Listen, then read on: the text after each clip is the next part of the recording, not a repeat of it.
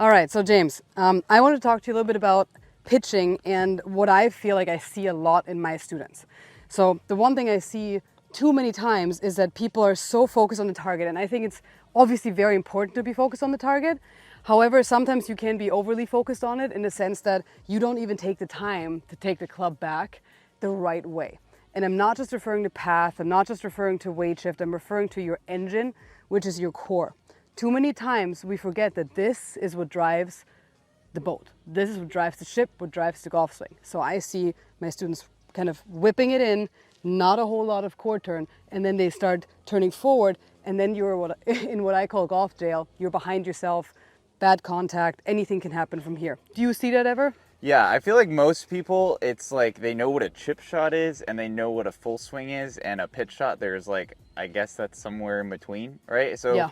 I feel like a lot of times one of the issues most amateurs have is they don't set up differently from a full mid iron or 7-iron than they would from a pitch shot. So I think one of the things that you did, obviously, because you know what you're doing, is you set up with like a pretty narrow stance. And Yep. setting up with a narrow stance is automatically going to just quiet your lower body a little bit, and it's not going to allow you to make a full swing. I feel like most amateurs, what they normally do is they get it set up in their normal posture, like they're going to hit like with a wide stance here, like they're going to hit a 7-iron, right? And then they kind of just make this swing where they kind of just quit on it, versus if you get set up with a little bit of a narrower stance, now it's going to you're automatically, by having a narrower stance, you're going to have a little bit more of a quieter lower body, but now you're just going to feel that, that smaller swing based off, with a smaller stance here, I can't take the club much further back than, 3/4, even a half Absolutely, swing, yeah. right? So